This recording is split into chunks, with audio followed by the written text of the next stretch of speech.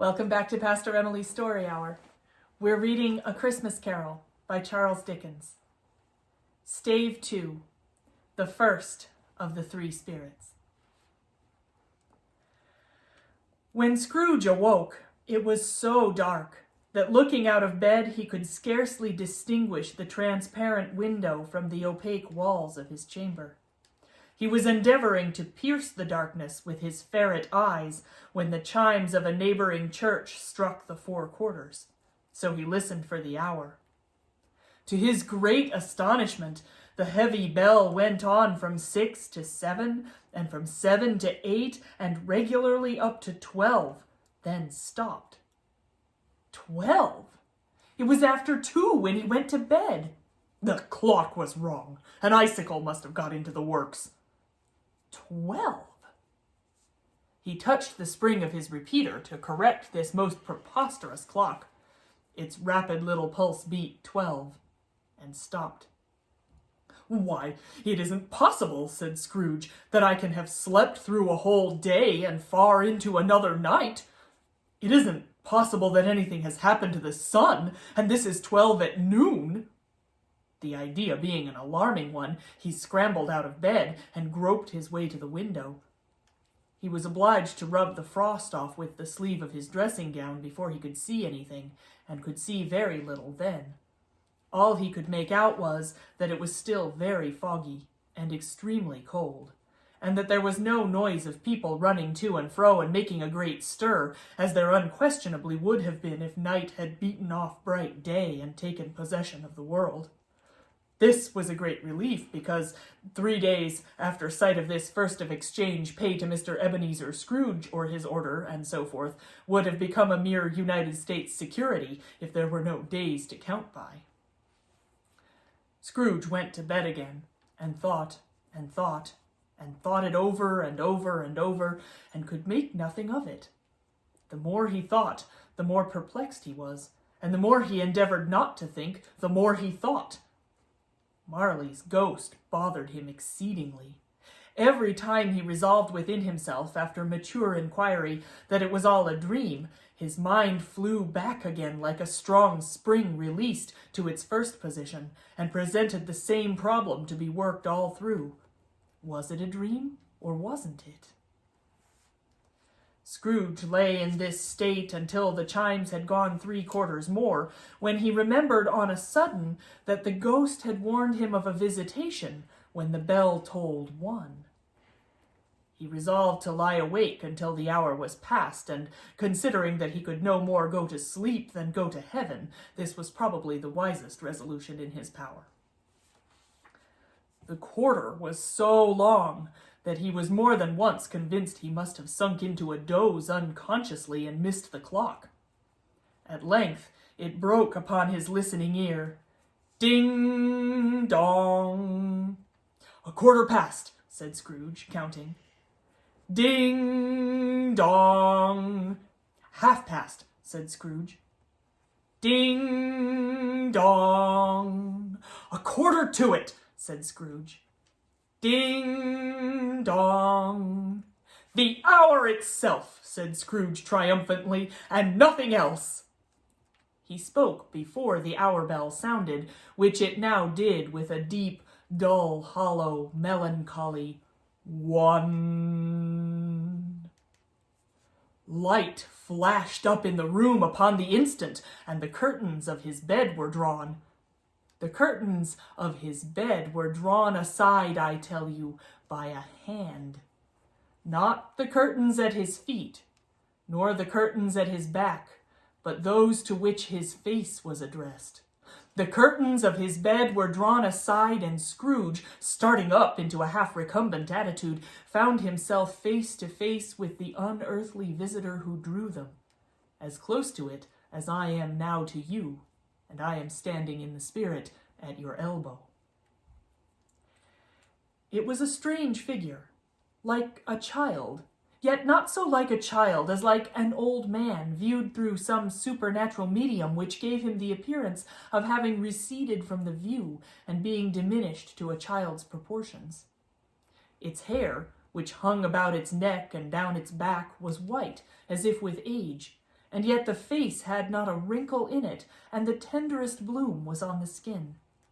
The arms were very long and muscular, the hands the same, as if its hold were of uncommon strength. Its legs and feet, most delicately formed, were, like those upper members, bare. It wore a tunic of the purest white, and round its waist was bound a lustrous belt, the sheen of which was beautiful. It held a branch of fresh green holly in its hand, and in singular contradiction of that wintry emblem, had its dress trimmed with summer flowers. But the strangest thing about it was that from the crown of its head there sprung a bright, clear jet of light, by which all this was visible, and which was doubtless the occasion of its using in its duller moments a great extinguisher for a cap, which it now held under its arm. Even this, though, when Scrooge looked at it with increasing steadiness, was not its strangest quality.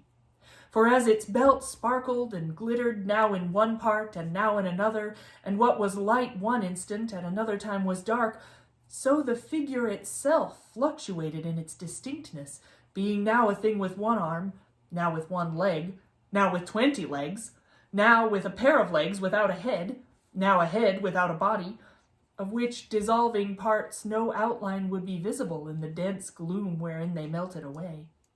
And in the very wonder of this, it would be itself again, distinct and clear as ever. "Are you the spirit, sir, whose coming was foretold to me?" asked Scrooge. "I am." The voice was soft and gentle, singularly low, as if, instead of being so close beside him, it were at a distance. "Who and what are you?" Scrooge demanded. "I am the ghost of Christmas past." "Long past?" inquired Scrooge, observant of its dwarfish stature. "No, your past." Perhaps Scrooge could not have told anybody why, if anybody could have asked him, but he had a special desire to see the spirit in its cap, and begged him to be covered. "What!" exclaimed the ghost. "Would you so soon put out with worldly hands the light I give? Is it not enough that you are one whose passions have made this cap, and force me through whole trains of years to wear it low upon my brow?" Scrooge reverently disclaimed all intention to offend, or any knowledge of having wilfully bonneted the spirit at any period of his life. He then made bold to inquire what business brought him there. "Your welfare," said the ghost. Scrooge expressed himself much obliged, but could not help thinking that a night of unbroken rest would have been much more conducive to that end. The spirit must have heard him thinking, for it said immediately, "Your reclamation, then. Take heed."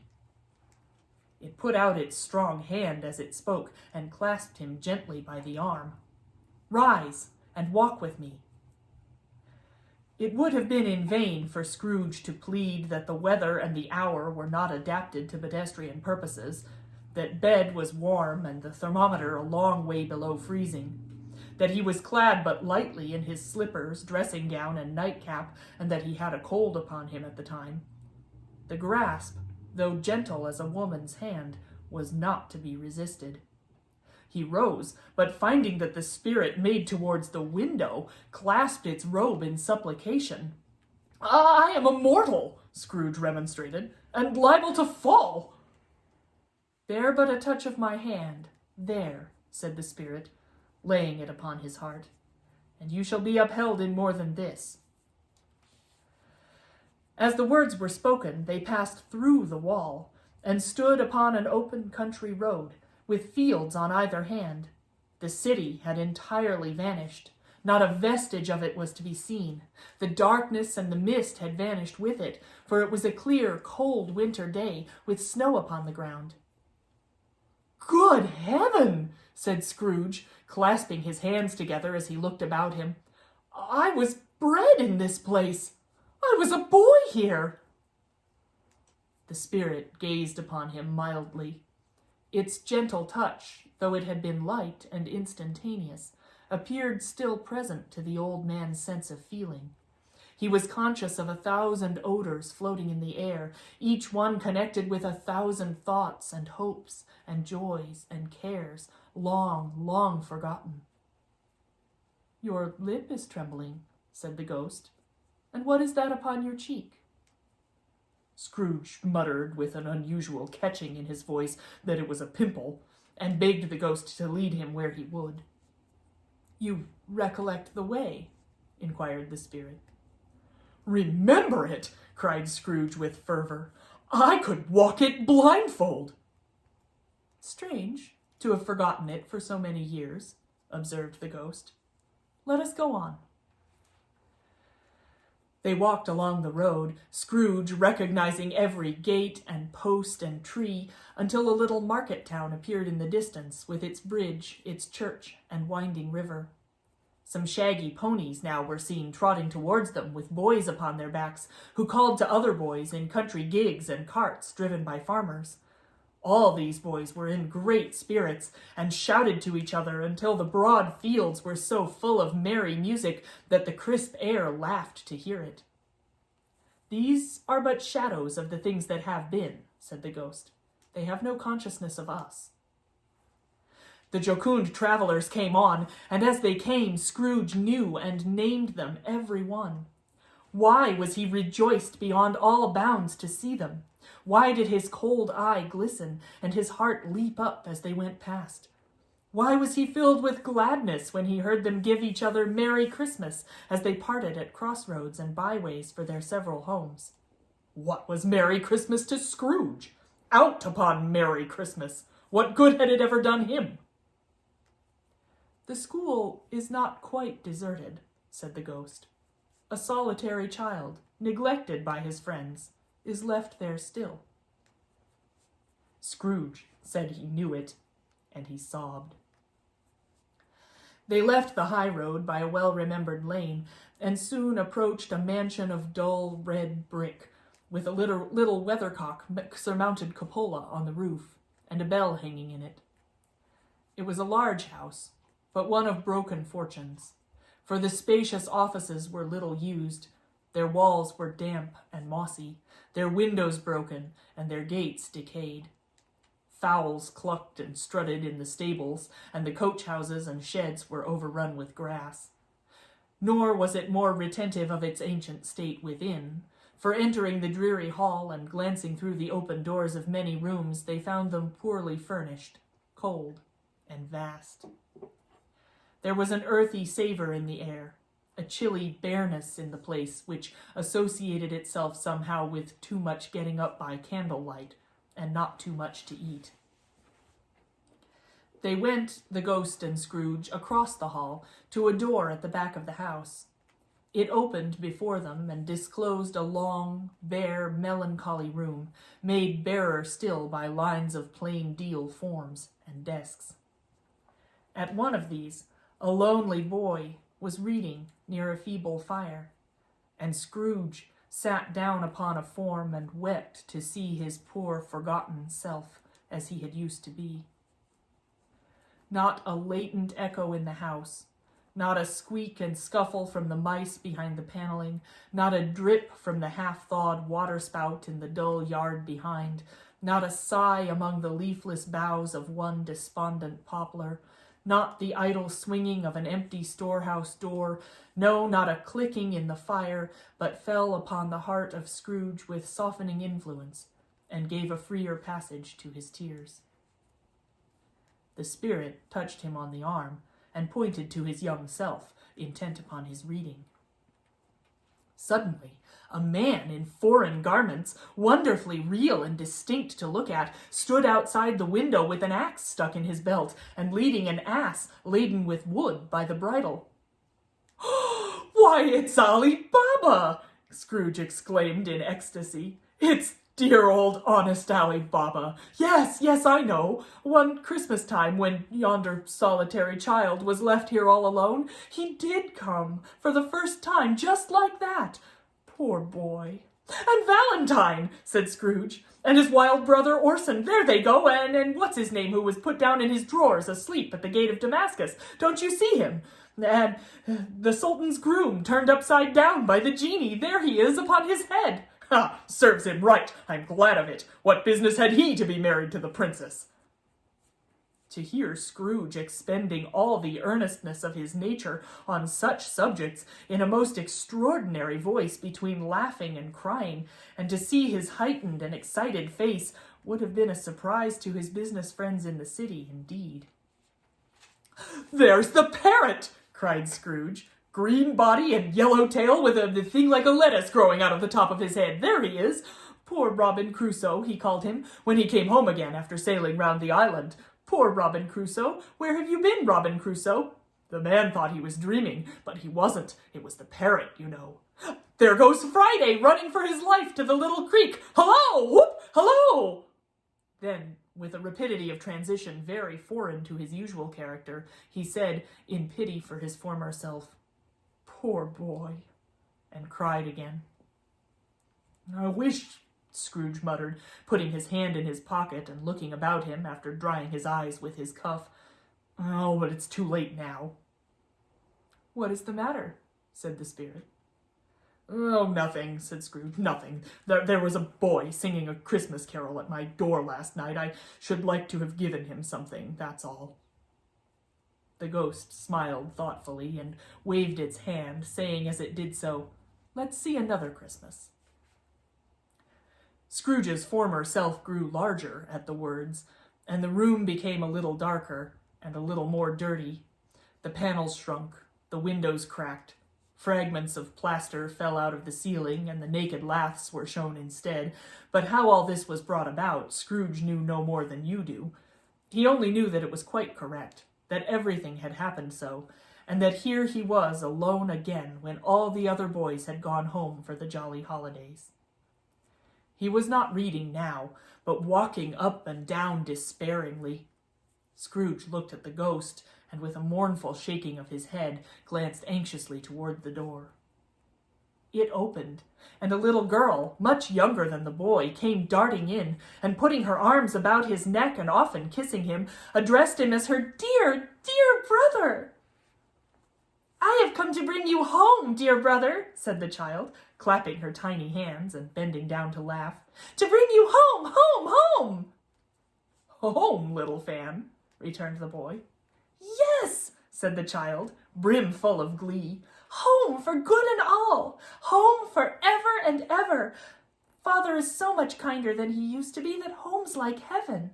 He spoke so gently to me one dear night when I was going to bed that I was not afraid to ask him once more if you might come home. And he said, yes, you should, and sent me in a coach to bring you. And you're to be a man," said the child, opening her eyes, "and are never to come back here. But first we're to be together all the Christmas long and have the merriest time in the world." "You are quite a woman, little Fan," exclaimed the boy. She laughed and clapped her hands and tried to touch his head, but being too little, laughed again and stood on tiptoe to embrace him. Then she began to drag him in her childish eagerness towards the door, and he, nothing loath to go, accompanied her. A terrible voice in the hall cried, "Bring down Master Scrooge's box there!"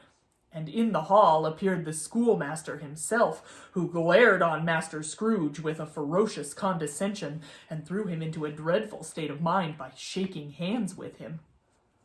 He then conveyed him and his sister into the veriest old well of a shivering best parlor that ever was seen, where the maps upon the wall and the celestial and terrestrial globes in the windows were waxy with cold. Here he produced a decanter of curiously light wine and a block of curiously heavy cake, and administered installments of these dainties to the young people, at the same time sending out a meager servant to offer a glass of something to the postboy, who answered that he thanked the gentleman, but if it was the same tap as he had tasted before, he had rather not. Master Scrooge's trunk being by this time tied on to the top of the chaise, the children bade the schoolmaster good-bye right willingly, and getting into it, drove gaily down the garden sweep, the the quick wheels dashing the hoarfrost and snow from off the dark leaves of the evergreens like spray. Always a delicate creature, whom a breath might have withered, said the ghost, but she had a large heart. So she had, cried Scrooge. You're right. I'll not gainsay it, spirit. God forbid. She died a woman, said the ghost, and had, as I think, children. One child, Scrooge returned. True, said the ghost. Your nephew. Scrooge seemed uneasy in his mind and answered briefly, yes. Although they had but that moment left the school behind them, they were now in the busy thoroughfares of a city, where shadowy passengers passed and repassed, where shadowy carts and coaches battled for the way, and all the strife and tumult of a real city were. It was made plain enough by the dressing of the shops that here, too, it was Christmas time again, but it was evening, and the streets were lighted up. The ghost stopped at a certain warehouse door and asked Scrooge if he knew it. Know it, said Scrooge. Was I apprenticed here? They went in. At the sight of an old gentleman in a Welsh wig, sitting behind such a high desk that if he had been 2 inches taller he must have knocked his head against the ceiling, Scrooge cried in great excitement, Why, it's old Fezziwig! Bless his heart, it's Fezziwig, alive again! Old Fezziwig laid down his pen and looked up at the clock, which pointed to the hour of 7. He rubbed his hands, adjusted his capacious waistcoat, laughed all over himself from his shoes to his organ of benevolence, and called out in a comfortable, oily, rich, fat, jovial voice, Yo-ho there, Ebenezer, Dick! Scrooge's former self, now grown a young man, came briskly in, accompanied by his fellow prentice. Dick Wilkins, to be sure, said Scrooge to the ghost. Bless me, yes, there he is. He was very much attached to me, was Dick. Poor Dick. Dear, dear. Yo-ho, my boys, said Fezziwig. No more work tonight. Christmas Eve, Dick. Christmas, Ebenezer. Let's have the shutters up, cried old Fezziwig with a sharp clap of his hands, before a man can say Jack Robinson. You wouldn't believe how those 2 fellows went at it. They charged into the street with the shutters, 1, 2, 3, had 'em in their places, 4, 5, 6, barred 'em and pinned 'em, 7, 8, 9, and came back before you could have got to 12, panting like racehorses. Hiley-ho, cried old Fezziwig, skipping down from the high desk with wonderful agility. Clear away, my lads, and let's have lots of room here. Hiley-ho, Dick, cheer up, Ebenezer. Clear away. There was nothing they wouldn't have cleared away or couldn't have cleared away, with old Fezziwig looking on. It was done in a minute. Every movable was packed off as if it were dismissed from public life for evermore. The floor was swept and watered, the lamps were trimmed, fuel was heaped upon the fire, and the warehouse was as snug and warm and dry and bright a ballroom as you would desire to see upon a winter's night. In came a fiddler with a music book, and went up to the lofty desk and made an orchestra of it, and tuned like 50 stomach aches. In came Mrs. Fezziwig, one vast substantial smile. In came the 3 Miss Fezziwigs, beaming and lovable. In came the 6 young followers, whose hearts they broke. In came all the young men and women employed in the business. In came the housemaid, with her cousin, the baker. In came the cook, with her brother's particular friend, the milkman.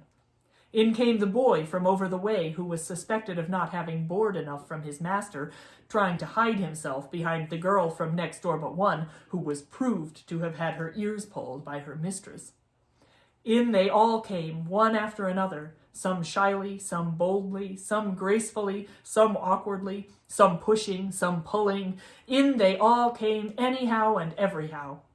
Away they all went, 20 couples at once, hands half round and back again the other way, down the middle and up again, round and round in various stages of affectionate grouping. Old top couple always turning up in the wrong place. New top couple starting off again as soon as they got there. All top couples at last and not a bottom one to help them.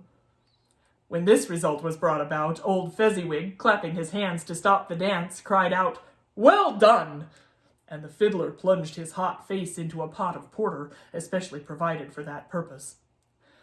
But scorning rest upon his reappearance, he instantly began again, though there were no dancers yet, as if the other fiddler had been carried home exhausted on a shutter, and he were a brand new man resolved to beat him out of sight or perish. There were more dances, and there were forfeits, and more dances, and there was cake, and there was negus, and there was a great piece of cold roast, and there was a great piece of cold boiled, and there were mince pies, and plenty of beer. But the great effect of the evening came after the roast and the boiled, when the fiddler, an artful dog, mind, the sort of man who knew his business better than you or I could have told it to him, struck up Sir Roger de Coverley. Then old Fezziwig stood out to dance with Mrs. Fezziwig. Top couple, too, with a good stiff piece of work cut out for them. 3 or 4 and 20 pair of partners, people who were not to be trifled with, people who would dance, and had no notion of walking. But if they had been twice as many, 4 times, old Fezziwig would have been a match for them, and so would Mrs. Fezziwig. As to her, she was worthy to be his partner in every sense of the term, and if that's not high praise, tell me higher, and I'll use it. A positive light appeared to issue from Fezziwig's calves. They shone in every part of the dance like moons. You couldn't have predicted at any given time what would become of them next. And when old Fezziwig and Mrs. Fezziwig had gone all through the dance, advance and retire, hold hands with your partner, bow and curtsy, corkscrew, thread the needle, and back again to your place, Fezziwig cut so deftly that he appeared to wink with his legs, and came upon his feet again without a stagger. When the clock struck 11, this domestic ball broke up. Mr. and Mrs. Fezziwig took their stations, one on either side the door, and shaking hands with every person individually as he or she went out, wished him or her a Merry Christmas. When everybody had retired but the 2 prentices, they did the same to them, and thus the cheerful voices died away, and the lads were left to their beds, which were under a counter in the back shop. During the whole time, Scrooge had acted like a man out of his wits. His heart and soul were in the scene, and with his former self. He corroborated everything, remembered everything, enjoyed everything, and underwent the strangest agitation. It was not until now, when the bright faces of his former self and Dick were turned from them, that he remembered the ghost, and became conscious that it was looking full upon him, while the light upon its head burnt very clear. "A small matter," said the ghost, "to make these silly folks so full of gratitude." "Small?" echoed Scrooge. The spirit signed to him to listen to the 2 apprentices, who were pouring out their hearts in praise of Fezziwig, and when he had done so, said, "Why, is it not? He has spent but a few pounds of your mortal money, 3 or 4, perhaps. Is that so much that he deserves this praise?" "Well, it isn't that," said Scrooge, heated by the remark, and speaking unconsciously like his former and not his latter self. "It isn't that, spirit. He has the power to render us happy or unhappy, to make our service light or burdensome, a pleasure or a toil. Say that his power lies in words and looks, in things so slight and insignificant that it is impossible to add and count them up. What then? The happiness he gives is quite as great as if it cost a fortune." He felt the spirit's glance, and stopped. "What is the matter?" asked the ghost. "Nothing particular," said Scrooge. "Something, I think," the ghost insisted. "No," said Scrooge. "No, I should like to be able to say a word or 2 to my clerk just now, that's all."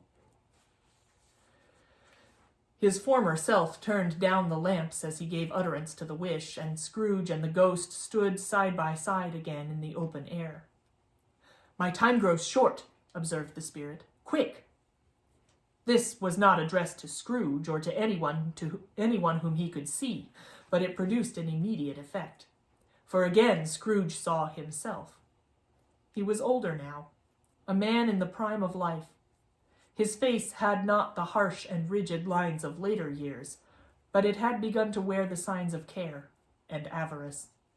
There was an eager, greedy, restless motion in the eye, which showed the passion that had taken root, and where the shadow of the growing tree would fall.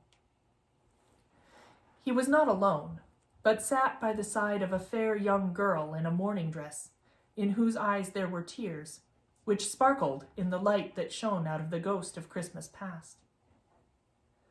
"It matters little," she said softly. "To you, very little. Another idol has displaced me, and if it can cheer and comfort you in time to come as I would have tried to do, I have no just cause to grieve." "What idol has displaced you?" he rejoined. "A golden one." "This is the even-handed dealing of the world," he said. "There is nothing on which it is so hard as poverty, and there is nothing it professes to condemn with such severity as the pursuit of wealth." "You fear the world too much," she answered gently. "All your other hopes have merged into the hope of being beyond the chance of its sordid reproach. I have seen your nobler aspirations fall off one by one, until the master passion, gain, engrosses you. Have I not?" "What then?" he retorted. "Even if I have grown so much wiser, what then? I am not changed towards you." She shook her head. "Am I?" "Our contract is an old one. It was made when we were both poor, and content to be so until, in good season, we could improve our worldly fortune by our patient industry. You are changed. When it was made, you were another man." "I was a boy," he said impatiently. "Your own feeling tells you that you were not what you are," she returned. "I am. That which promised happiness when we were one in heart is fraught with misery now that we are two. How often and how keenly I have thought of this, I will not say. It is enough that I have thought of it, and can release you." "Have I ever sought release?" "In words? No, never." "In what, then?" "In a changed nature, in an altered spirit, in another atmosphere of life, another hope as its great end, in everything that made my love of any worth or value in your sight. If this had never been between us," said the girl, looking mildly but with steadiness upon him, "tell me, would you seek me out and try to win me now? Oh, no." He seemed to yield to the justice of this supposition in spite of himself, but he said with a struggle, "You think not?" "I would gladly think otherwise if I could," she answered. "Heaven knows. When I have learned a truth like this, I know how strong and irresistible it must be. But if you were free today, tomorrow, yesterday, can even I believe that you would choose a dowerless girl? You who, in your very confidence with her, weigh everything by gain? Or choosing her, if for a moment you were false enough to your one guiding principle to do so, do I not know that your repentance and regret would surely follow? I do, and I release you, with a full heart, for love of him you once were." He was about to speak, but with her head turned from him, she resumed, "You may. The memory of what is past half makes me hope you will have pain in this.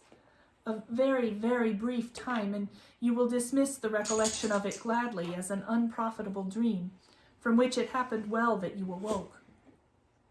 May you be happy in the life that you have chosen." She left him, and they parted. "Spirit," said Scrooge, "show me no more. Conduct me home. Why do you delight to torment me?" "One shadow more," exclaimed the ghost. "No more," cried Scrooge. "No more. I don't wish to see it. Show me no more." But the relentless ghost pinioned him in both his arms and forced him to observe what happened next. They were in another scene and place, a room not very large or handsome, but full of comfort. Near to the winter fire sat a beautiful young girl, so like the last that Scrooge believed it was the same until he saw her, now a comely matron, sitting opposite her daughter. The noise in this room was perfectly tumultuous, for there were more children there than Scrooge in his agitated state of mind could count. And unlike the celebrated herd in the poem, they were not 40 children conducting themselves like one, but every child was conducting itself like 40. The consequences were uproarious beyond belief, but no one seemed to care. On the contrary, the mother and daughter laughed heartily and enjoyed it very much, and the latter, soon beginning to mingle in the sports, got pillaged by the young brigands most ruthlessly. What would I not have given to be one of them? Though I never could have been so rude. No, I wouldn't for the wealth of all the world have crushed that braided hair and torn it down, and for the precious little shoe, I wouldn't have plucked it off, God bless my soul, to save my life. As to measuring her waist in sport, as they did, bold young brood, I couldn't have done it. I should have expected my arm to have grown round it for a punishment, and never come straight again. And yet I should have dearly liked, I own, to have touched her lips, to have questioned her, that she might have opened them, to have looked upon the lashes of her downcast eyes and never raised a blush, to have let loose waves of hair, an inch of which would be a keepsake beyond price. In short, I should have liked, I do confess, to have had the lightest license of a child, and yet been man enough to know its worth. But now a knocking at the door was heard, and such a rush immediately ensued that she, with laughing face and plundered dress, was borne towards it, the center of a flushed and boisterous group, just in time to greet the father, who came home attended by a man laden with Christmas toys and presents. Then the shouting and the struggling and the onslaught that was made on the defenseless porter, the scaling him with chairs for ladders to dive into his pockets, despoil him of brown paper parcels, hold on tight by his cravat, hug him round the neck, pummel his back, and kick his legs in irrepressible affection. The shouts of wonder and delight with which the development of every package was received. The terrible announcement that the baby had been taken in the act of putting a doll's frying pan into his mouth and was more than suspected of having swallowed a fictitious turkey glued on a wooden platter. The immense relief of finding this a false alarm. The joy and gratitude and ecstasy, they are all indescribable alike. It is enough that by degrees the children and their emotions got out of the parlor and by one stair at a time up to the top of the house, where they went to bed, and so subsided. And now Scrooge looked on more attentively than ever, when the master of the house, having his daughter leaning fondly on him, sat down with her and her mother at his own fireside, and when he thought that such another creature, quite as graceful and full of promise, might have called him father, and been a springtime in the haggard winter of his life, his sight grew very dim indeed. "Belle," said the husband, turning to his wife with a smile, "I saw an old friend of yours this afternoon." "Who is it?" "Guess." "How can I? Tut, don't I know?" she added in the same breath, laughing as he laughed. "Mr. Scrooge."